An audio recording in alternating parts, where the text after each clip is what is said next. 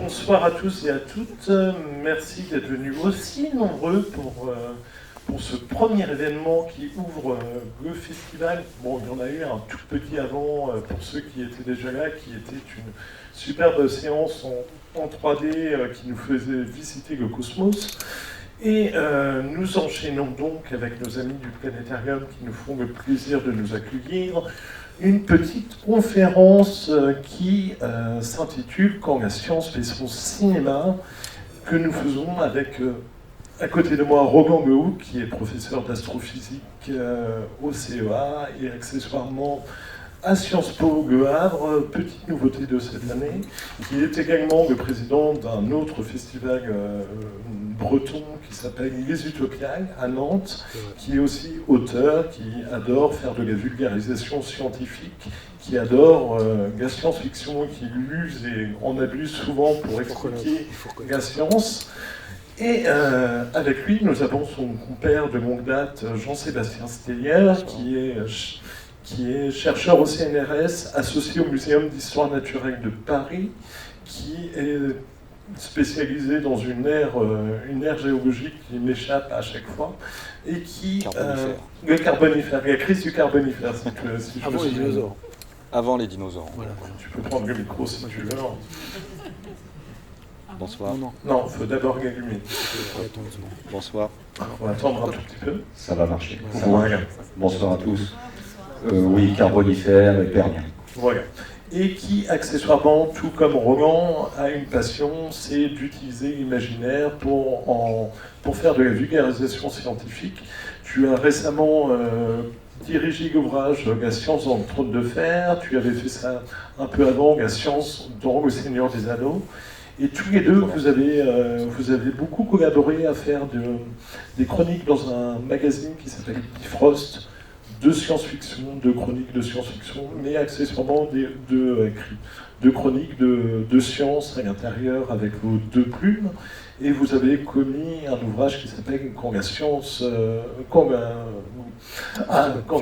fait son cinéma » chez le même éditeur, Obélial, il y a quelques années.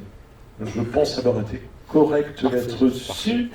Alors, on va essayer d'être très rapide et très succinct parce qu'on espère aussi que vous posiez des questions à la fin de la séance et qu'il faut absolument qu'à 20h15, nous quittions les lieux grand maximum. Donc nous avons axé nos réflexions autour de plusieurs films et je pense que c'est toi, Roman, qui va inaugurer le bal. Je vais commencer. Alors, donc on a plusieurs films pour donner un petit panel de ce qu'on peut raconter. Il y a beaucoup de choses à dire, d'abord sur chacun de ces films, donc on pourrait passer une heure, même largement, même beaucoup plus, je pense, pour certains de ces films. Et donc, le premier qu'on a choisi, c'est Avatar. Alors là, on a une vue... c'est Interstellar. Là, il y a marqué... ça, c'est Avatar. Ça, c'est Avatar. Donc, il y a des choses à dire sur Avatar, mais en fait, ça va être Interstellar qui est derrière, c'est ça? Oui, c'est ça. Voilà, exactement. Ah oui, bien sûr. Donc ça, c'est Avatar, mais il y a des choses à dire sur cette image. Donc, ce qu'on peut en dire, je ne vais pas le faire maintenant, on va faire toute une enquête. Donc, je vais vous demander, je vais vous poser la question, on peut le faire avec des sixièmes, j'ai fait ça avec des élèves de sixième. Quelle est la direction de la source de lumière qui éclaire la scène? Et il faut dire une phrase compréhensible pour dire allez par là. Ne me dites pas à gauche, hein, c'est pas suffisant, c'est pas assez précis. Il faut trouver une phrase. Bon voilà, je vous laisse réfléchir à ça. Il y a énormément de choses. Cette image-là, simplement, je peux en parler 1 heure. Et quand c'est avec les sixièmes, on met 2 heures pour aboutir à la phrase.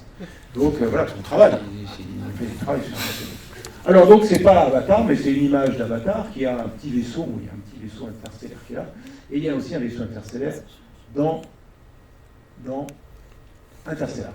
Alors là, Interstellar, ce qui est intéressant, c'est pas tellement le vaisseau, le moyen qu'ont les personnages de se balader dans l'univers, d'aller d'abord autour de Saturne pour y croiser un trou de verre qui va permettre d'accéder à des lieux lointains dans l'univers. C'est surtout d'arriver, et on le voit autour de cette planète, la planète de Miller, avec en arrière-plan le trou noir Gargantua, qui est quand même le héros du film finalement, enfin un des héros du film, et qui a des conséquences tout à fait intéressantes. Ce vaisseau qui descend vers la planète de Miller, eh bien, va se retrouver, expérimenter des durées. La durée du voyage sur la surface de la planète va être beaucoup plus courte que la durée qui va être mesurée sur Terre. 1 heure sur la planète de Miller, c'est comme 7 ans sur Terre. Donc, sous-entendu, loin du trou noir, la planète de Miller étant en orbite autour de ce trou noir. Alors, ce 1h7 ans, d'abord on peut constater, je ne vais pas épiloguer pour ne pas être trop long là-dessus, encore une fois, une conférence sur Interstellar, j'en ai une qui dure des heures si on veut. C'est plausible, c'est possible, c'est une mesure de durée. La mesure des durées va dépendre de tout un tas de choses. Elle va dépendre essentiellement, dans le cas de la relativité, des dérelativités d'Einstein, la relativité restreinte et la relativité générale. Elle dépend de deux choses. D'une part, la vitesse relative entre les observateurs, éventuellement. Vitesse relative qui est d'autant plus grand sera le rapport des mesures de durée. Et puis, le champ de pesanteur, le champ de gravité. Là, il y a des gens qui sont à notre niveau. Lui, il est un peu bas, nous, on est un peu plus haut, vous êtes un peu plus haut, puis au fond, là, ça remonte un petit peu. On n'est pas exactement à la même altitude. Et donc, les durées mesurées par ce jeune homme qui mesure le son, qui prend le son ici, et puis les gens qui sont là-haut ne sont pas exactement les mêmes. Pas beaucoup, hein.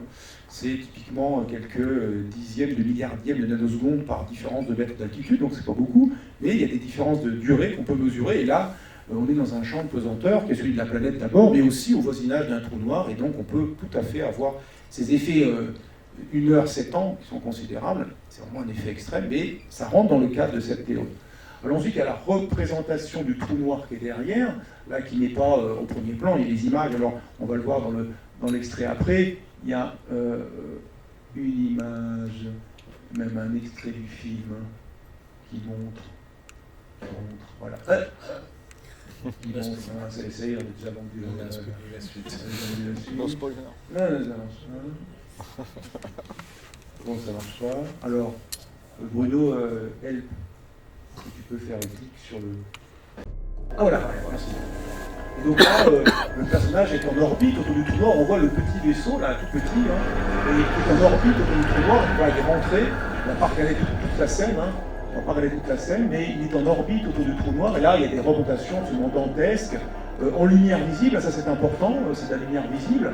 C'est d'ailleurs comme l'image, on va pas regarder toute la séquence, hein, il y a le vaisseau. Alors, il a l'air d'aller assez vite, c'est normal, hein, pour être en orbite autour d'un trou noir, les vitesses, on peut les calculer, comme on le ferait un peu en gravitation newtonienne autour de la Terre. Les vitesses ne sont pas du tout comme les vaisseaux de satellites, en orbite autour de la Terre, typiquement de l'ordre de entre 7 et 8 km par seconde, ce qui est déjà des vitesses assez considérables. Là, on est à des vitesses qui peuvent être en dizaines de milliers de kilomètres par seconde, donc le vaisseau il est plein pot pour rester en orbite autour du trou noir. Et là, on voit le trou noir, aussi on voit son disque, là il se baladait au-dessus du disque, ça faisait des images démentes, et ce disque d'accrétion, cette matière qui environne le trou noir et qui éventuellement tombe vers le trou noir, parce qu'il y a une dernière orbite qui est stable, et au-delà de laquelle toute matière qui arrive près de cette orbite finira par tomber sur le trou noir, eh bien ce disque, on le voit déformé par la gravité du trou noir, par la présence du trou noir, donc il a cette forme très spéciale et qui est tout à fait plausible au regard de ce que l'on sait calculer, il n'y a pas de souci là-dessus.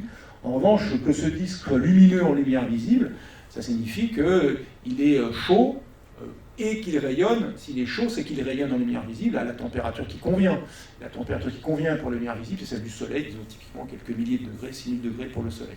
Donc ce disque, il doit rayonner à 6000 degrés, le vaisseau doit être carbonisé parce qu'il passe tout près, et en plus, le problème c'est que les disques d'accrétion autour des trous noirs, malheureusement, ils ne sont pas visibles en lumière visible, ils sont plutôt en rayons X, et avec des températures qui sont plutôt de millions de degrés plutôt que des températures de l'ordre de 4 ou 5 000 degrés. Donc en fait, si c'était un disque réel, le gaz serait déjà mort en étant sur la planète de Miller, stérilisé par le flux considérable de rayons X émis par le... Donc c'est pas la peine d'aller voir la planète de Miller pour voir si on peut y vivre, la réponse est non.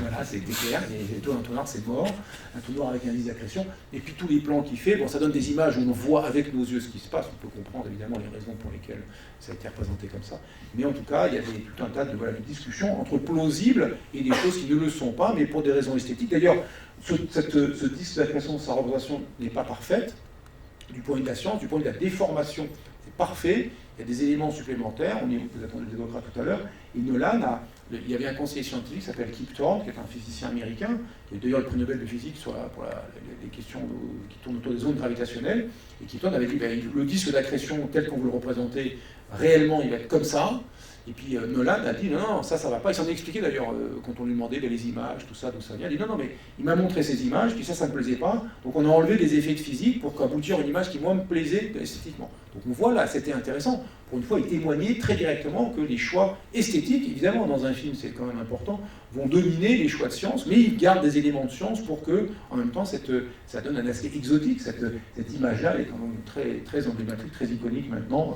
pour les trous noirs, si on compare à ce qui pouvait être fait dans des films comme justement Le Trou Noir, quand c'était le Disney de 1977 ou d'autres films. où là les représentations étaient un peu comme un évier qui se vide, donc c'était moins la classe, mais c'était un trou noir quand même.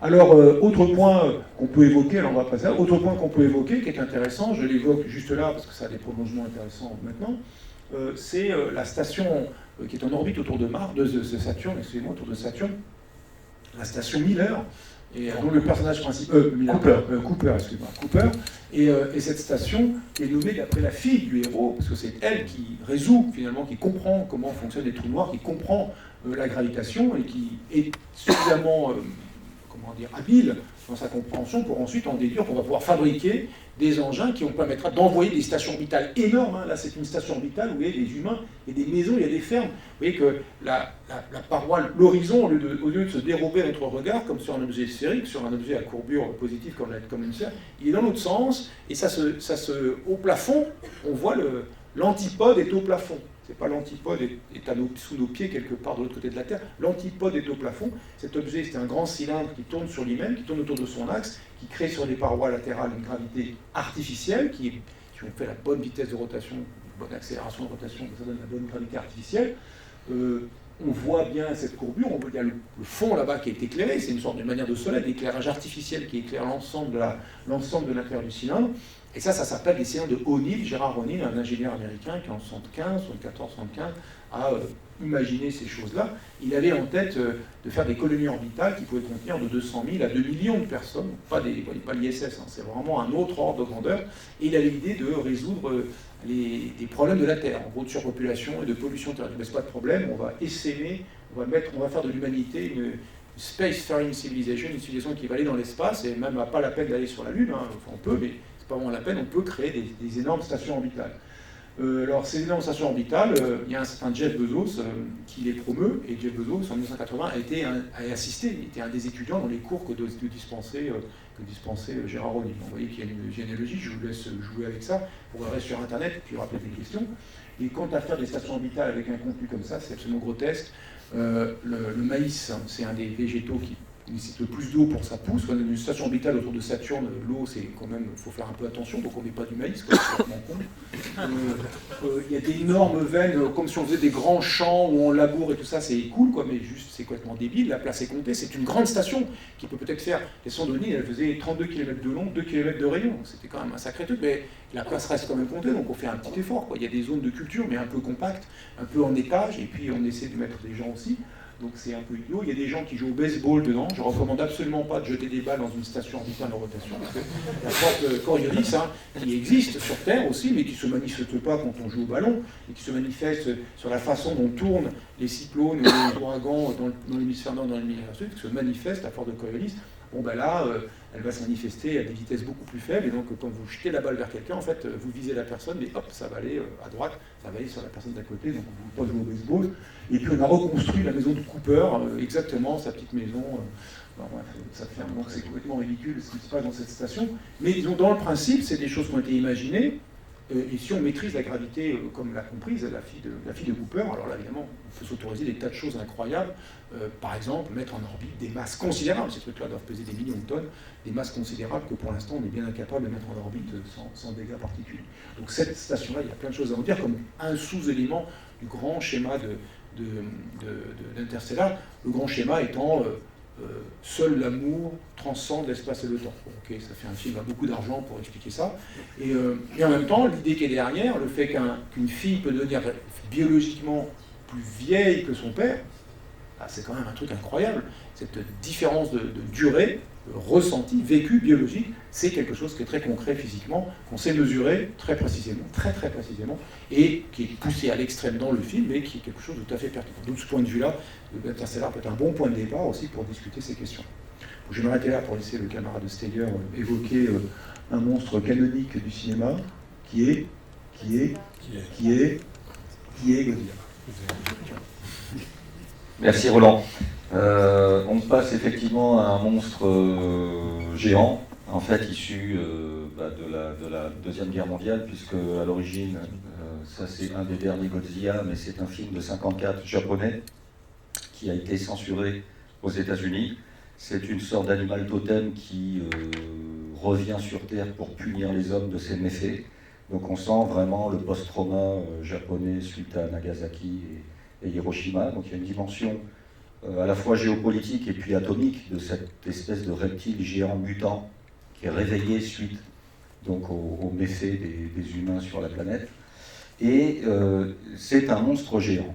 Alors on peut disserter, on a d'ailleurs disserté, Roland et moi, sur une estimation de masse de cette espèce de reptile en plus bipède, c'est-à-dire qui se déplace sur ses pattes arrière.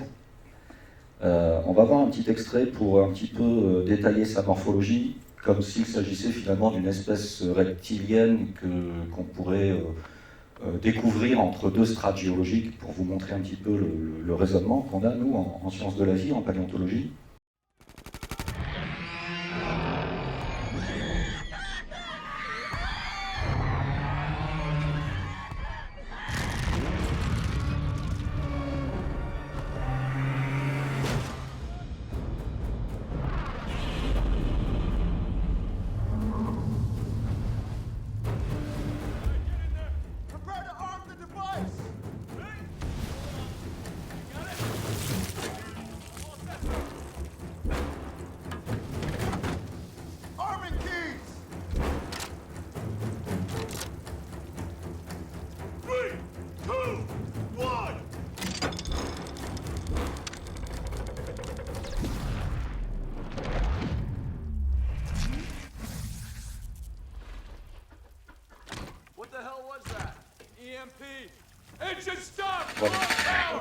Voilà. Alors, on a aperçu en fait le monstre Godzilla, qui veut dire gorille-baleine en fait en japonais.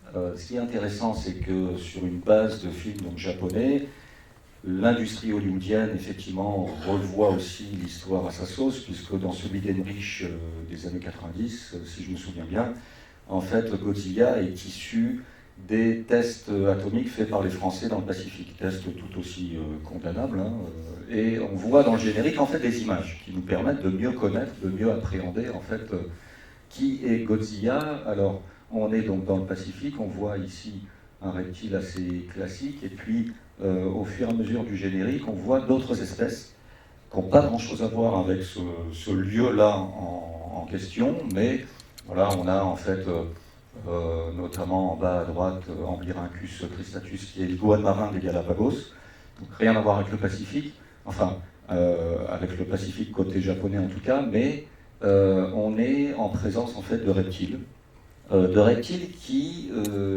présentent pour Godzilla, de la version japonaise jusqu'à la version américaine, des caractères aussi de mammifères. Je ne sais pas si vous avez remarqué, Godzilla a une tronche un peu, enfin un museau un peu de chien, un peu de pitbull. Donc on est chez les canidés, les mammifères carnivores. Il a un poitrail, il a un torse un petit peu d'ours, durcidé. Donc on peut comme ça faire une sorte d'enquête morpho-anatomique pour essayer de placer Godzilla finalement dans ce qu'on appelle une phylogénie, c'est-à-dire un arbre d'évolution des espèces, en se basant aussi sur l'œuvre originale, donc de 54, où un paléontologue est missionné par le gouvernement pour essayer de mieux comprendre. Au début, Godzilla n'est visible que par d'énormes traces visibles sur la plage. Et puis ensuite, voilà, l'animal, on le voit en fait en chair et en écaille, si je puis dire.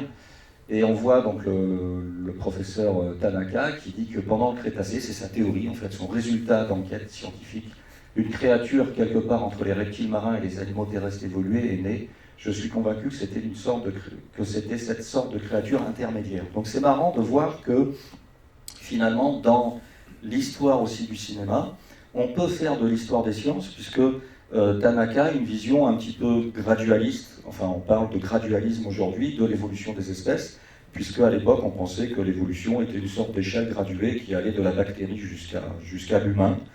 Aujourd'hui, on prend en fait toutes les espèces au même niveau et on étudie non pas qui descend de qui, mais qui est le plus proche de qui. Donc c'est ce qu'on appelle la phylogénie. Et pour faire une phylogénie, on se base surtout quand on travaille comme moi sur des fossiles, sur la morphologie directement observable grâce aux fossiles, aux squelettes. Et donc on va coder en fait la morphologie en fonction de caractères qu'on observe, et on peut faire des liens entre les espèces. Là, vous avez Spinosaurus qui est un des plus gros, voire le plus gros dinosaure carnivore que la Terre n'ait jamais porté. On est à un truc, alors une centaine de millions d'années, c'est connu essentiellement en Afrique. On a donc un théropode, hein, c'est le groupe de ces grands, enfin grands et moyens et petits aussi reptiles plutôt bipèdes et plutôt carnivores, qui faisait 14 mètres de long, avec des crêtes, une crête osseuse en fait sur le dos. Un petit peu comme on le voit justement sur Godzilla. Sauf que les écailles en question sont un peu dentelées, mais on a une reprise en fait de ces caractères morphologiques. Et puis, quand on intègre finalement dans notre analyse des caractères mammaliens, donc différents des reptiles, on remonte finalement à un autre groupe. Donc Godzilla n'est pas un dinosaure, finalement il serait plus proche de ce qu'on appelle les reptiles mammaliens, ou les synapsides, c'est-à-dire des reptiles qui se sont transformés en fait en mammifères il y a à peu près 230 millions d'années. Donc on a des caractères à la fois reptiliens chez ce tétrapode-là, comme des vertèbres assez classiques, comme des espèces d'apophyses en fait au niveau dorsal. Et si on regarde de plus près en fait la mâchoire, notamment la denture aussi de ce Dimetrodon, donc qui n'est pas un dinosaure, on a des caractères presque mammifères. Donc moi je mettrais plutôt Godzilla chez les synapsides plutôt que chez les dinosaures. Alors après, en ce qui concerne la taille, on observe aussi au cours de l'histoire du cinéma un agrandissement de la taille, donc de la masse estimée, avec mon ami Roland, à plusieurs centaines, voire quelques milliers de tonnes. Bon, pour un reptile, même synapside, ça ne peut pas tenir la route, c'est le cas de le dire, parce que, en fait, chez un reptile, ben, vous avez un squelette, hein, comme chez tous les vertébrés, et un squelette est composé d'ossements qui présentent en fait une résistance de matériaux, quoi, une résistance osseuse, qui fait qu'avec une telle masse, Godzilla, surtout sur ses pattes arrière, s'écroulerait en fait tout simplement sur lui-même. Mais alors pourquoi, à votre avis, des monstres, que ce soit Godzilla ou King Kong, hein, de plus en plus grands? Est-ce que vous avez une petite idée au cours de l'histoire du cinéma? Oui. Alors pour le spectacle, mais pas que. Pour qu'ils fassent la même taille que des bâtiments. Ouais, c'est ça.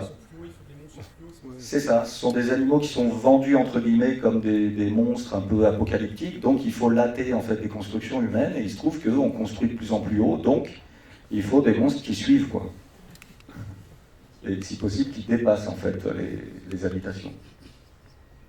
Donc là, voilà, en fait, ça c'est un fémur humain qui présente en 3D des petites variations de couleurs qui sont des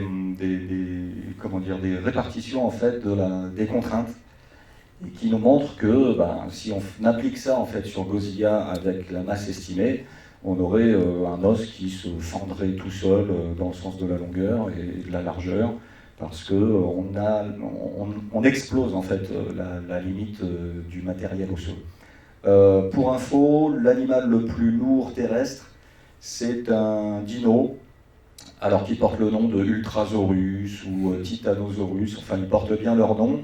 La masse est estimée, parce que c'est connu, pas complètement, hein, on est dans le cadre de la paléontologie, donc on a souvent des restes osseux, mais quand on fait des travaux d'anatomie comparée et puis des comparaisons de taille, on est chez des animaux les sauropodes, hein, qui avaient des longs coups et des longues queues, donc un groupe a priori quand même très différent de Godzilla, une centaine de tonnes estimées, c'est-à-dire au-delà de 100 tonnes, les modèles biomécaniques ne supportent plus en fait une telle masse. Après, ce sont des animaux terrestres. Godzilla dans l'eau, c'est autre chose, puisque Roland l'explique très bien aussi, la poussée d'Archimède s'oppose au poids, donc l'évolution des espèces fonctionnant un petit peu en tâtonnement, c'est-à-dire que vous créez, vous, de génération en génération, de la variabilité, hein, puisque vous ne ressemblez pas à vos parents, vous n'êtes pas des clones de vos parents, vous présentez des caractères différents qui sont éventuellement retenus ou pas par la sélection naturelle. Et dans l'eau, en fait, eh bien, il se trouve que le milieu physique aqueux permet en fait de sélectionner des espèces complètement géantes avec des masses qui peuvent même dépasser une centaine de tonnes. Que ce soit aujourd'hui avec l'orque et la baleine bleue, mais aussi, il y a environ 150 millions d'années, dans les océans, à l'époque des dinosaures, vous aviez des reptiles marins, qui ne sont pas des dinosaures marins, mais qui atteignaient des tailles et des masses aussi considérables. Voilà, je vais finir avec Godzilla pour ouvrir en fait justement sur d'autres formes géantes. Alors là, on n'est pas en milieu aqueux, on est carrément en milieu non atmosphérique, Et puis sans gravité. sans gravité en plus. Presque c'est un astéroïde. C'est l'Exocorde pour les fans de Star Wars et on le voit dans l'Empire contre-attaque. Et voilà, pour vous donner l'échelle, c'est le vaisseau spatial d'Han Solo, le Faucon Millennium, qui est une sorte de galette en fait d'une vingtaine de mètres à peu près. Donc Roland a déjà évidemment estimé en fait la longueur et la masse de cette espèce de limace de l'espace dont on peut se poser des questions sur qu'est-ce que ça mange. Alors ça a l'air d'être durophage parce que ça vit dans un astéroïde géant qui ressemble à un gruyère. Comment ça respire, ça je ne sais pas. Mais bon, on est dans la science-fiction évidemment, et des formes géantes, on va en voir d'autres avec une œuvre bien connue, enfin de mieux en mieux connue grâce à l'adaptation récente de Villeneuve, qui est l'œuvre de Frank Herbert, Dune. Il faut préciser que tous les deux, vous avez collaboré à plusieurs livres sur Dune, et que chacun a produit sa partie. Je sais, toi, Jean-Sébastien, que tu as travaillé sur la représentation des vers de sable, et toi, Roland, tu as travaillé sur les distils. Les distils et les planètes, telles qu'on les montre dans Dune. Alors, effectivement, dans Dune, il y a ces vers des sables. Donc, c'est un livre collectif où il y avait une dizaine d'auteurs, d'autrices qui ont travaillé sur la physique et la science en général, les sciences humaines, les sciences inhumaines aussi, sur ce qu'on pouvait dire dans Dune, à la fois du côté technique, donc biologie, physique, chimie, et puis du côté des religions, du côté de la philosophie, etc.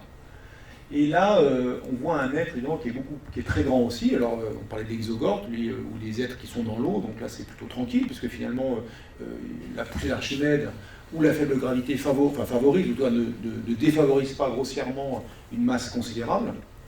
Là, on a des êtres qui ont l'air sont grands, hein, les vers des sables, ce qui est donné on le voit avec l'échelle des humains qui sont devant, mais les vers des sables tels que décrits dans le roman de Frank Herbert, ça peut être 40 mètres de diamètre et 200 ou 400 mètres, jusqu'à 400 mètres de long, donc c'est quand même des sacrés bestiaux. Ça pèse une blinde, hein, si c'est la masse moyenne de la matière organique, c'est des choses qui font des volumes, et des masses considérables, mais des volumes de l'ordre de plusieurs millions de mètres cubes, et donc des masses qui sont de l'ordre de plusieurs millions de tonnes, donc c'est vraiment des gros machins qui se déplacent, donc il faut y aller. Et ils se déplacent cette fois-ci dans la gravité d'une planète, qui est la planète Dune, qui semble normale, enfin au sens proche de la Terre, donc pas sa gravité. Les humains qui s'y déplacent n'ont pas l'air, les Atreides sont passés de Caladan à Dune, et la gravité a dû changer un peu, mais enfin ils ne sont pas déboussolés par cette gravité, donc on peut l'estimer peut-être voisine de celle de la Terre, et qu'ils étaient dans un milieu granulaire. Donc là, il faut pousser la matière, il faut fouiller dans la matière, la pousser, donc la prendre et la mettre sur le côté pour avancer. Et ils avancent un peu vite, hein, quand ils arrivent. On a un peu de temps pour réagir, mais enfin, comme ils sont grands, et il faut aller vite et faire attention. Donc on a une situation où les vers des sables, ça pose un problème, se déplacer. Alors il y a des vers, il y a bien des vers fouisseurs hein, sur les côtes, là, dans l'estran, hein, arénicole, voilà, arénicole, c'est des mots, arénicole. Et ils arrivent à se débrouiller, ils ne sont pas très gros, et puis ils mangent un peu ce qu'il y a devant, ils absorbent ces petits grains de sable, ils les triturent pour récupérer ce qu'il y a à la surface, pour qu'ils les jettent. Bon, alors que font les vers des sables? Évidemment, tout ça est un peu compliqué pour notre pauvre biologie terrestre. Oui, on va voir l'attaque des vers des sables, pour montrer à quel point ils se déplacent vite, et puis le sable se déplace, et c'est pas si facile, hein.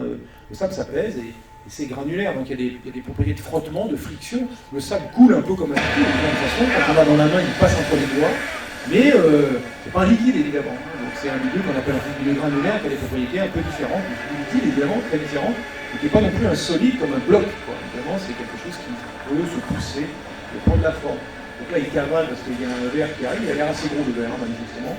Et alors, ce qui se passe, c'est que le sable aussi, c'est un milieu très spécial, vous voyez, là, commence à vivre. Là, je pense que ces images-là, vous voyez, les structures qu'on voit à la surface d'un tas de sable bougent parce qu'il y a quelque chose en dessous qui le fait bouger, qui le fait vibrer. Ça, je pense, je soupçonne, je n'ai pas la preuve directe, je vais poser la question à Villeneuve, je soupçonne qu'ils ont pris vraiment des images, on va peut-être s'arrêter là, ils ont pris vraiment des images qui sont de sable qu'on pose sur un plateau vibrant, de baisse épaisseur de sable sur un plateau vibrant, et on le fait vibrer. S'il y a une bonne épaisseur, il y a des vibrations, il y a des formes qui apparaissent à la surface du sable, et puis on peut siphonner, s'il y avait un trou, ça peut siphonner le sable, un peu comme on le voit. C'est-à-dire que le sable, c'est une matière assez particulière. Vous constatez par exemple, encore une fois sur l'estrand, enfin sur la partie humide, quand l'eau monte et l'eau descend, là où que les vagues balayent, si vous mettez votre pied, marchez votre empreinte de pied sur le sable humide, vous mettez votre poids dessus, vous l'enlevez, et le sable en dessous, il est comment? Voilà, il est sec. Vous avez compressé le sable, vous avez poussé l'eau en dehors, et vous avez fait quelque chose qui va changer l'état de ce qui se passe, de l'état du sable qui est en dessous. Ce qui ne serait pas le cas si vous marchez sur une roche mouillée, vous marchez sur une roche mouillée, point. Voilà, la roche est mouillée. Là, le sable, il y a l'eau qui est évacuée, puis quand vous enlevez votre pied, poum, elle revient, et puis ça devient un peu mou, parce que l'eau revient, elle reprend la place. Donc le sable, c'est un milieu où si... Il y a plein de... Bon, je ne rentre pas dans les tâches, il est foutu. Mais il y a plein de choses magnifiques, ça extraordinaires à faire avec le sable. Et donc là, ce qu'on voit là, les vibrations, ce qu'on voit, je pense qu'ils ont dû regarder vraiment ce qui se passait dans un laboratoire qui étudiait les milieux granulaires, et ils l'ont fait à grande échelle, peut-être probablement en image de synthèse, il y a quelque chose qui pour moi fait sens. En prise de urée. Oui, c'est en prise de urée. Oui, c'est en prise de urée. Mais alors comment ils ont fait l'urée? Ils ont dû mettre un truc. Ils ont mis un truc comme ça. Ils ont mis un machin, voilà. Je crois que sur un des documentaires de tournage de Dune, justement, je crois que c'est Timothée Chalamet qui raconte comment ils ont tourné. Comment ils ont fait? Ah, bah, je regarde ça, j'avais pas vu ce truc. Donc, s'ils ont mis un truc, une grande plaque vibrante en tout, puis ils ont vibré en zoomant pour donner l'impression que c'était. Ben, ça donne, et c'est exactement, pour moi, c'est exactement du sable qui vibre. C'est pas une vision de l'esprit. Donc, de ce point de vue-là, ils ont chialé. Alors, il y a aussi ces disciples qui sont assez intéressants, parce que dans les Fremen, donc ces êtres qui vivent à la surface des humains, qui vivent à la surface de Dune, ils ont une innovation technique absolument magistrale, qui est ce disciple, qui est à la fois un vêtement, mais aussi un appareil de recyclage. De l'eau corporelle, qui recycle presque intégralement l'eau corporelle. Dans le roman, on dit qu'avec un distil bien ajusté, on perd plutôt moins qu'un dé à coudre d'humidité par jour dans le grand désert, dans le grand air. Donc ça veut dire un taux de recyclage qui est quasiment 100%, parce qu'à peu près il faut 2,5 litres d'eau par jour et par humain. 1,5 litre, typiquement, vous le prenez, ou 1,5 litre sous forme de la nourriture. Il y a de l'eau dans la nourriture que vous consommez, et puis il y a de l'eau que vous buvez. Et donc ça fait le complément. Hors activité physique extrême, etc. Il faut à peu près 2,5 litres par jour que vous urinez typiquement, et qui peut sortir aussi dans les selles, dans l'humidité de la respiration, dans la sueur, si on sue un peu. Et donc, ils réussissent à récupérer ça. Donc ça, c'est vraiment, voilà le distil tel qu'il est représenté dans le film de David Lynch, et puis le distil tel qu'il est représenté dans le film de... Pareil, on a la même idée, hein. Donc ce costume, alors à chaque fois, parce qu'on veut voir la tête des personnages, mais ils le portent extrêmement mal, parce que le distil, il faut qu'il y ait quelque chose qui recouvre entièrement votre visage, sans qu'on récupère intégralement la respiration, enfin l'humidité aussi de la respiration. Et donc là, il est mal porté, c'est pas du tout comme ça qu'il faut faire. Alors on garde le petit machin dans le nez, c'est pas pour récupérer l'humidité tel que je le comprends moi, c'est pas du tout pour récupérer l'humidité de la respiration, qui essentiellement peut sortir par la bouche, c'est simplement pour humidifier l'air très sec que vous respirez. Au contraire, on pourrait imaginer que le distil sert aussi à faciliter la respiration, et qu'on met ça dans le nez, comme on met ça dans les gens qui ont besoin d'un appareil pour l'oxygénation, mais il y a un peu d'humidité qui est mise aussi pour que ça facilite la respiration. Donc là, on a un appareil très sophistiqué. Ça pose plein de questions, évidemment. Dans le roman, il nous explique qu'il y a un détail, c'est un micro-sandwich de filtre, il y a plein de choses qui expliquent le fonctionnement du distil, enfin, des éléments techniques du distil. Il y a plein de questions qui se posent. La première, c'est où sont les usines à distil? Elles ne peuvent pas être en dehors de la planète Arrakis, parce que sinon, il suffit de dire aux Fremen, on ne vous vend plus les distils et vous êtes morts, donc il faut qu'ils les produisent eux-mêmes. Et donc, où est l'usine à distil et où est l'énergie pour fabriquer des distils qui sont des appareils techniques? Ça a l'air un peu artisanal comme ça, mais en fait, tel que c'est décrit dans le roman, c'est des objets techniques, des filtres, des microfiltres, tout un tas de trucs qui évoquent des choses réelles, de nanofiltration ou d'osmose inverse, et des choses qu'on peut imaginer faire, mais c'est de la tech. Et donc, elle est où la tech pour faire ça? Elle est où l'usine pour faire ça? Elle est où l'énergie pour faire ça? Vous voyez que c'est pas suffisant d'avoir l'objet, il faut aussi savoir d'où ça vient, et trouver un stylo. Si vous trouvez un stylo bic posé comme ça sur Mars, là, c'est un abîme de ne pas l'exciter, parce que quand il y a un stylo bic, d'abord pourquoi il est là, alors qu'il est sur Mars, bon, il n'y a pas grand-chose pour qu'il y ait un stylo bic, d'où il vient, et surtout ça veut dire qu'il vient de quelque chose, d'une structure qui a été capable de produire le stylo bic, qui lui-même est un objet technique compliqué, il y a du plastique pour faire le machin, il y a l'encre, il y a le petit bout de métal, enfin, ça présuppose un simple engin très simple, ça présuppose toute une civilisation technique en amont qui permet de produire, d'aboutir à ça. Donc les Fremen, ça pose plein de questions, on ne sait pas d'où ça sort les distils. Ou une autre question plus technique, c'est qu'ils récupèrent l'humidité, notamment on peut imaginer dans une planète très chaude la sueur. La sueur, elle a une fonction, hein, pour les humains, elle a une fonction, c'est que son évaporation permet de gérer plus efficacement la température interne, de maintenir plus facilement constante notre température interne qui ne peut pas être trop basse, sinon on meurt d'hypothermie, qui ne peut pas être non plus trop haute, hein, sinon c'est la fièvre, et puis surtout ça peut être assez dommageable pour l'organisme. Donc du coup, la sueur s'évapore, et en s'évaporant, elle pompe de la chaleur au corps humain et facilite l'homéothermie du corps humain. Là, le problème, c'est que si vous récupérez l'eau de la sueur, elle ne s'est pas évaporée. Donc vous ne gérez pas la thermique du corps, vous ne facilitez pas du tout le corps. Ceux qui ont déjà mis une combinaison de plongée très serrée, et d'habitude elles sont plutôt en néoprène noir, vous mettez cette combinaison de plongée, vous mettez au soleil, non, c'est pas une bonne idée, quoi. Il faut vite aller dans l'eau et faire des plans dans l'eau avec une combinaison, vous ne faites pas le con avec une combinaison de plongée en plein soleil. Parce que là, l'évaporation, il n'y en a pas, en plus elles sont sombres, ça chauffe très fort, et ça va très très mal, très très vite. Hein. L'équivalent, c'est vous mettez dans un hammam, et puis on ferme la porte à clé, et puis on vous oublie, quoi. Ça va, vous allez avoir un problème au bout d'un certain temps, quoi. Vous ne suez pas dans un hammam, parce que c'est très humide, et donc vous avez chaud, mais vous ne suez pas pour vous refroidir. Et c'est comme ça d'ailleurs qu'on comprend pourquoi il y a des tas de problèmes dans l'ambiance réchauffement climatique, pourquoi c'est un vrai grave problème. Il fait chaud, c'est déjà bien embêtant, mais 50 degrés de température avec de l'air sec, c'est pas très agréable, mais au moins, si vous suez, ça part. L'évaporation vous aide à refroidir. Et puis il faut boire, hein, parce que l'eau, elle part vite. Hein. Donc là, même, elle s'évapore si vite que vous ne voyez même pas la sueur couler sur votre corps. Donc vas-y, il faut boire beaucoup. Mais 50 degrés en air humide, vous êtes juste mort. C'est-à-dire la température maximum qu'on peut supporter en air humide, qu'on appelle wet bulb température, la température humide, qui est mesurée par un thermomètre. Habituellement, on mesure la température avec un thermomètre, bon, il y a marqué 50 degrés, okay, c'est super chaud, c'est pénible.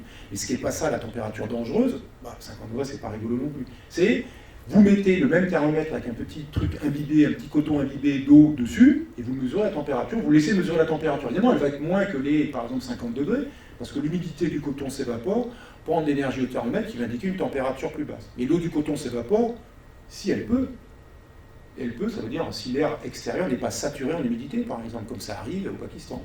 3 jours en 2021, 3 jours de Pakistan ont eu une température humide supérieure à 35 degrés Celsius, qui est réputée mortelle pour les humains. Il y a eu 2500 morts. D'accord ?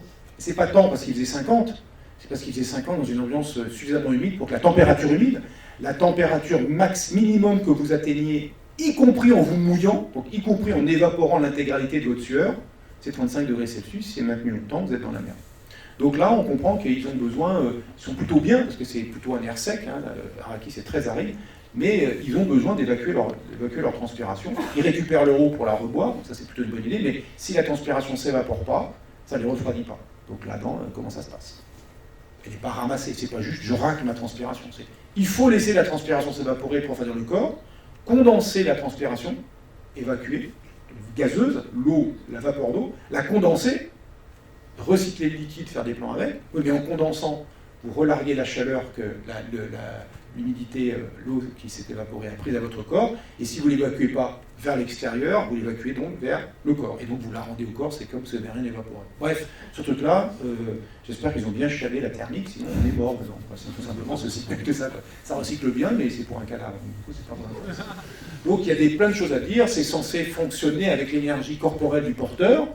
Bon, très bien, ça pourrait être super sympa, mais est-ce que c'est suffisant pour faire fonctionner la machine qui est derrière? Je ne rentre pas dans les détails, mais la réponse est non. Mais voilà, ça veut dire qu'on peut imaginer des choses, c'est un appareil dans le rang qui est assez fascinant. Ici, il n'y a rien à dire, c'est une très très belle innovation, même si elle est, je ne vais pas dire impossible, hein, ça serait s'avancer un peu trop, mais même si elle est, disons, difficile à mettre en œuvre en pratique, le distil, l'équivalent du distil pour la Station Spatiale Internationale, qui recycle 92% de l'eau qui circule dans la Station Spatiale Internationale, de l'eau des urines, de l'eau de la respiration, de l'eau de la condensation de la sueur, etc. 92% de cette eau est aussi des eaux grises, hein, des eaux de nettoyage, tout ce qu'on veut. Tout ça, c'est recyclé à 92% de la station spatiale. La machine, elle fait 2 mètres de haut, 1 mètre de large, elle consomme 6 kW. Vous voyez, c'est pas un truc qui supporte comme ça. Jean-Sébastien, tu pourrais peut-être nous décrire ce fameux verre des sables à ta manière. Je reviens sur le verre des sables. Juste avant. Non. Oh, c'est Merci. Oui, alors c'est vrai que bon, le distil, Frank Herbert a imaginé en fait cet équipement-là, équipement rêvé en fait pour les explorateurs, y compris les paléontologues. Nous, quand on prospecte en fait en Afrique, on a une pompe céramique qui permet de filtrer en fait un niveau très fin en fait l'eau. Donc on peut pomper en fait de l'eau presque croupie en fait pour la rendre saine et propre en fait à la consommation. Exactement, c'est le principe. C'est comme ça que fonctionne le distille, c'est par passage dans un filtre, et si les pores du filtre sont assez fins, on appelle ça nanofiltration, il faut appuyer dessus très fort, parce que quand c'est nano, c'est-à-dire c'est du milliardième de mètre, l'eau elle ne coule pas comme ça facilement, il faut appuyer un peu fort, et appuyer un peu fort c'est pas à la main, c'est des machines qui font ça, et des machines qui ont d'énergie, donc il n'y a pas des gars qui pédalent, j'imagine, pour que ça fonctionne, il y a un truc solaire, ou une batterie, ou quelque chose, ou une pompe, on peut faire avec une pompe, mais il faut y aller, voilà, puis tu sues un peu, tu remets l'eau dedans, voilà, et donc ça marche sans problème, mais il faut l'énergie pour faire ça. Et ça marche super bien, effectivement, et à partir de l'eau vraiment croupie ou même vaseuse. Alors, le goût reste un petit peu, mais elle est propre à la consommation. Et c'est vrai que Herbert décrit très bien, même si l'équipement en tant que tel, physiquement, n'est pas réellement plausible, mais il décrit très bien, en fait, ces trois couches. Une couche qui pompe, une couche énergétique qui va filtrer, et puis une couche qui va distribuer, en fait, l'eau un peu partout dans les organes. On voit vraiment là la précision de Frank Herbert, aussi bien en créature design au niveau de ces vers géants, puisqu'il explique aussi toute ce qu'on appelle l'ontogénie, c'est-à-dire le développement en fait, des vers qui passent par différents stades de croissance, un peu comme Giger a imaginé son monstre alien, en passant par différents stades, alors plutôt parasitoïdes, parce qu'à la fin du cycle de reproduction d'aliens, il faut que l'hôte en fait, explose, enfin meure à la fin, sinon on n'est pas dans la SF horrifique. Donc le ver géant devient géant au stade adulte, mais passe par différents stades, du plancton des sables, c'est comme ça que les Fremen en fait l'appellent, des sortes de kystes en fait, en passant par le stade en fait truite de sable. Donc là on a un organisme pas aussi allongé que le ver adulte, assez facilement fouisseur dans le sable, peut-être un peu plus réaliste que des espèces de boudins énormes de jusqu'à 400 mètres de long qui peuvent évoluer, comme l'a expliqué Roland, dans un milieu granulaire et qui implique en fait des forces considérables pour se mouvoir. Et d'ailleurs, en termes de creature design, chez les différentes adaptations, que ce soit Lynch ou Villeneuve, on voit les différences. Sur une base descriptive, encore une fois, hyper précise chez Frank Herbert, alimenté par un lexique, à la fin du bouquin, le lexique de l'Imperium, qui donne des données factuelles qui nous ont beaucoup servi justement à dérouler en fait, les méthodes scientifiques derrière l'œuvre de Frank Herbert, qui est une œuvre, vous l'avez compris, écologique, mais aussi politique, enfin une œuvre très riche. On voit en fait que sa description aussi du climat et du changement climatique est hyper soignée dans sa saga, en fait, parce qu'il y a plusieurs dunes, puis ça a été repris aussi par son fils, qui ne s'est pas contenté, contrairement à Christopher Tolkien, d'éditer en fait, les écrits de son père, mais il est allé écrire lui-même, en fait, on va dire des suites, pour faire simple. Mais voilà, donc c'est le souci, en fait, du réalisme, que ce soit au niveau sciences physiques ou sciences biologiques, qui nous fait rentrer encore plus facilement dans la fiction. Et en ce qui concerne les vers géants, alors, ce qui est intéressant et qu'on voit bien ici, c'est que Villeneuve en fait des trucs un peu filtreurs. Pourquoi pas, finalement, parce que les arénicoles dont tu as parlé, c'est des vers, en fait, des vers de pêche, bien connus des pêcheurs pour appâter en fait, les poissons, et que l'on voit à marée basse, en fait, ça fait des petits monticules de merdouille. La merdouille en question, c'est le résidu de la vase qui est filtré après le passage du ver, dont il a retenu en fait la matière organique qui s'est coincée, enfin qui s'est planquée entre les interstices des grains de silice. Donc c'est un organisme en fait, là dans ce cas-là filtreur, donc qui évoque un peu les fanons, on voit des espèces de pics là, qui forment d'ailleurs les coutelas ou les poignards en fait sacrés des Fremen, je ne sais plus le nom, les Chris, je crois, et qui sont bien décrites aussi dans l'œuvre d'Herbert, qui sont minéralisées.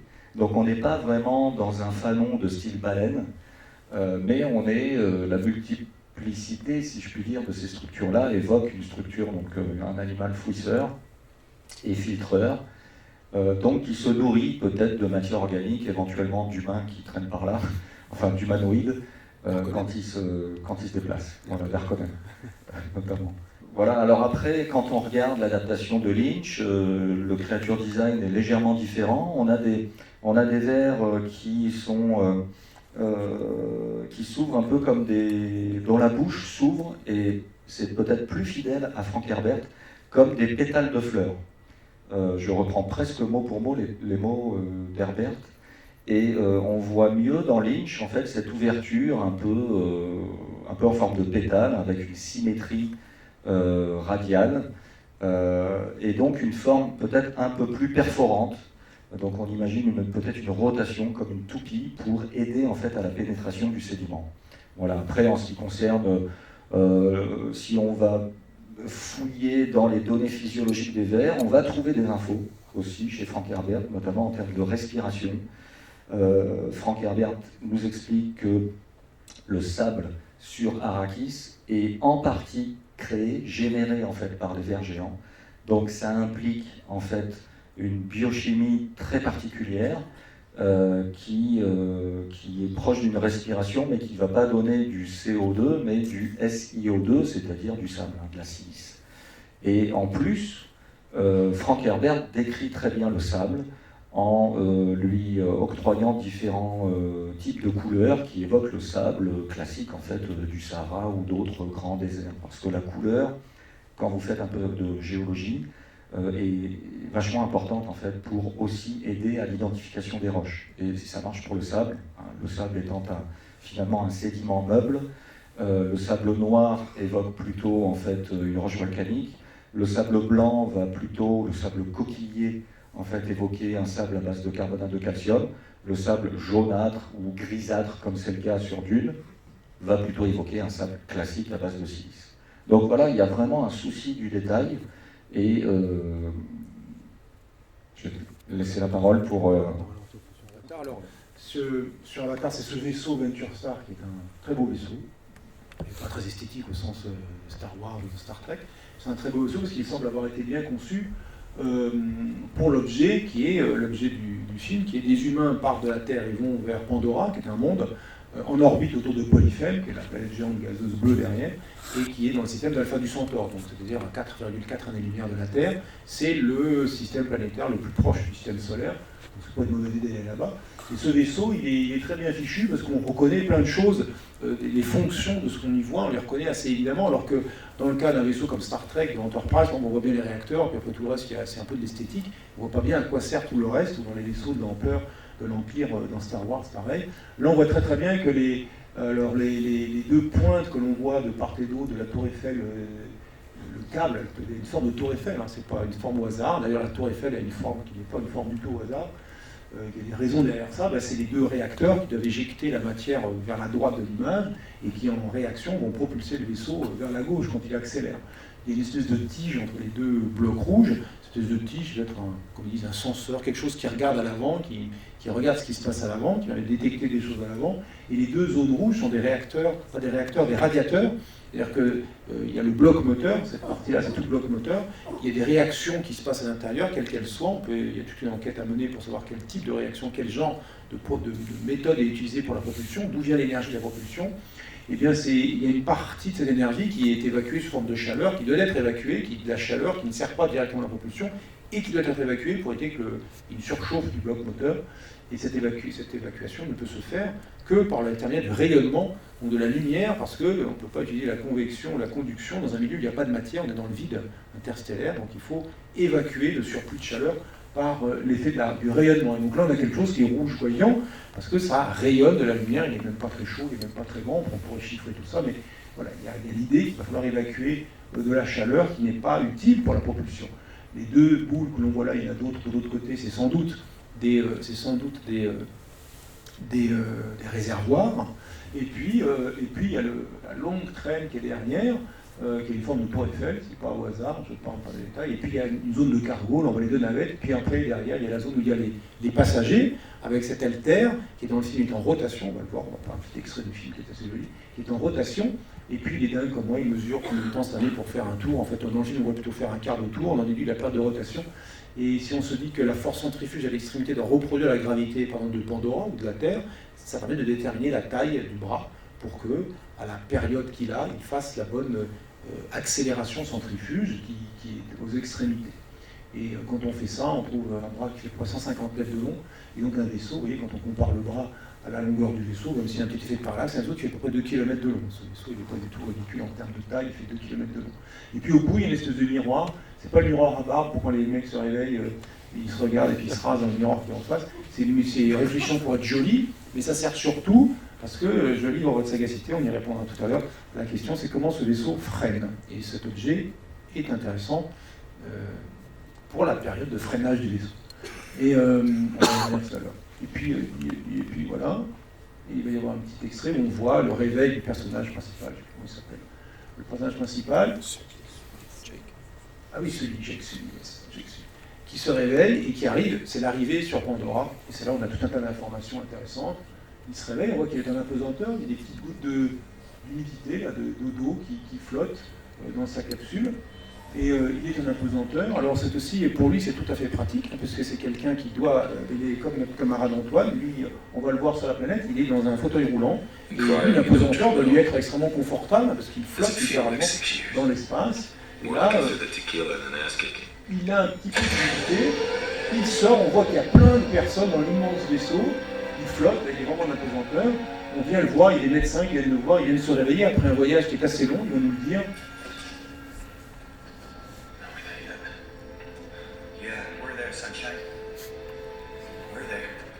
Il faut se réveiller, camarade. Ils viennent de dire 5 ans, 9 mois, 8 mois et 22 jours. Voilà la durée du voyage pour les gens du vaisseau. Ils sont restés, ils sont endormis dans ce caisson pendant un peu moins de 6 ans. Ils ont parcouru 4 années-lumière, un peu plus de 4 années-lumière en un peu moins de 6 ans. Si on fait 4 divisé par 3, assez froidement, ça fait 2 tiers de la vitesse de la lumière, la vitesse moyenne. Il y a plein de choses à dire là-dessus. Là, on voit le vaisseau, très beau vaisseau. Il y a la partie qui tourne et c'est suffisant, ça si on s'y prend bien, pour mesurer la période de rotation. On voit ce très beau miroir qui est là, qui ne sert à rien d'autre qu'à faire joli, parce qu'il n'y a aucun intérêt que ce soit réfléchissant. Et à les extrémités, là on le voit très bien, aux extrémités, d'avoir une force centrifuge qui permettra de simuler la gravité de la Terre. Là, le vaisseau s'approche de Pandora, avec Polyphème en arrière-plan. Cette image-là, on peut l'analyser complètement. On peut les sources de lumière, on voit. Le vaisseau est là, ça tourne, on peut encore voir, il y a une navette qui descend, donc après ils descendent sur la planète. Et donc, ce vaisseau, oui, on le voit encore là. Là, on voit la navette, on voit vers l'arrière du vaisseau, du côté du moteur. Et évidemment, il faut faire, on va arrêter là, voilà. Et évidemment, on va arrêter là. Voilà. Et il faut évidemment faire attention que les réacteurs ne viennent pas projeter leur produit poussé vers le bloc moteur. On va revenir juste sur le vaisseau. Alors vous allez trouver pourquoi il y a ce truc à l'arrière. Il y a cette espèce de bloc à l'arrière, on voit d'un côté réfléchissant. Et alors, voilà, merci. Et donc, à quoi il sert ? Et puis la question, on comprendra à quoi il sert quand on répond à la question comment le vaisseau freine. Parce que c'est bien gentil d'accélérer plein pot vers Alpha du Centaure, on arrive à 2 tiers de la vitesse de la lumière, et après on s'arrête comment ? Pour se mettre en orbite, il faut freiner. Ça ressemblait un peu à des voiles solaires, mais j'ai l'impression que c'est beaucoup trop petit. Oui, alors ça pourrait être effectivement quelque chose qui va utiliser la pression du rayonnement de l'étoile, ou de l'étoile d'arrivée, Alpha du Centaure, c'est une étoile double, et qui va taper sur ce miroir, et là du coup ça pourrait justifier le miroir, et le rayonnement exerce une pression, effectivement, mais extraordinairement faible, donc vous avez raison, ça pourrait, mais c'est très sous-dimensionné. Voilà. Il faudrait avoir un merdier, mais monstrueux, qui serait en milliers de kilomètres carrés, littéralement, pour freiner un vaisseau de cette masse-là. Donc, ça pourrait être ça, mais c'est pas ça. Enfin, à mon sens, ça peut pas être ça. Enfin, si c'est ça qu'ils ont mis dans la tête, alors là, ils sont vraiment emmerdés. Par contre, pour freiner, comment on fait la fusée de Tintin pour freiner ? Elle est plein pot en train d'être propulsée, elle est propulsée en permanence. Qu'est-ce qu'elle fait ? Elle se retourne, et après, elle met les réacteurs là où elle va, vers la Lune, elle dirige ses réacteurs là où elle va, vers la Lune, et donc ces réacteurs exercent une poussée qui vient contredire le mouvement, et donc ralentir, décélérer le mouvement, jusqu'à se poser sur la Lune.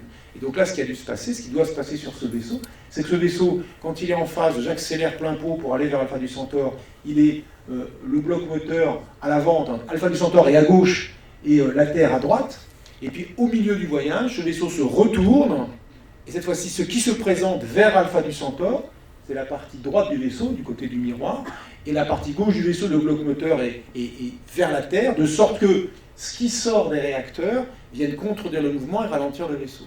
Mais du coup, en faisant ce retournement, ce qui était derrière devient devant, qui était derrière, là où vivent les humains, Là où vivent les humains, au moment où se fait le retournement, le vaisseau a une vitesse qui est très importante, à peu près, en chiffreront les 2/3 de la vitesse de la lumière. Donc, dans le milieu interstellaire où évolue le vaisseau, les passagers ressentent une pluie de particules cosmiques qui se déplacent à 2/3 de la vitesse de la lumière et qui ont une énergie importante qui est équivalente à celle qu'on trouve dans les particules qui sont émises dans la radioactivité, par exemple. On n'a pas du tout envie que les passagers reçoivent cette radioactivité, c'est pas vraiment ça, mais c'est des particules de haute énergie, parce que le vaisseau se déplace très vite dans le milieu interstellaire, et donc il faut les en protéger. Alors qu'à l'aller, dans la partie accélérée, c'est pas l'aller, dans la partie accélérée, c'est le bloc moteur qui est devant et qui arrête cette pluie, et donc nous on est derrière le bloc moteur, et la vie est belle. Et donc pour protéger les passagers, il faut un bouclier. Et donc ce truc-là est un bouclier qui est entre les passagers et le milieu interstellaire, et qui absorbe toute la matière, éventuellement les poussières, les petites choses, qui les absorbent pour éviter que ça ne vienne endommager les passagers. D'abord, le compartiment des passagers, au sens la structure, mais aussi les passagers qui sont à l'intérieur. Donc voilà, ce vaisseau est un très beau vaisseau. Il y a plein de choses à en dire. J'ai une enquête complète d'1 heure et demie là-dessus. Est-ce qu'on peut se poser des questions? Est-ce qu'il est bien dimensionné? Qu'est-ce qu'il y a dans les sphères là-dedans? C'est quoi la coco qu'il y a là-dedans? On peut aussi écouter la conférence d'hier sur YouTube de de l'espace des sciences. Donc il y a plein de choses à dire sur ce vaisseau. Mais voilà, on va arrêter là, je pense en bon moment, parce qu'on laisse une 25 minutes pour des questions, pour vos questions. Voilà, merci de votre attention.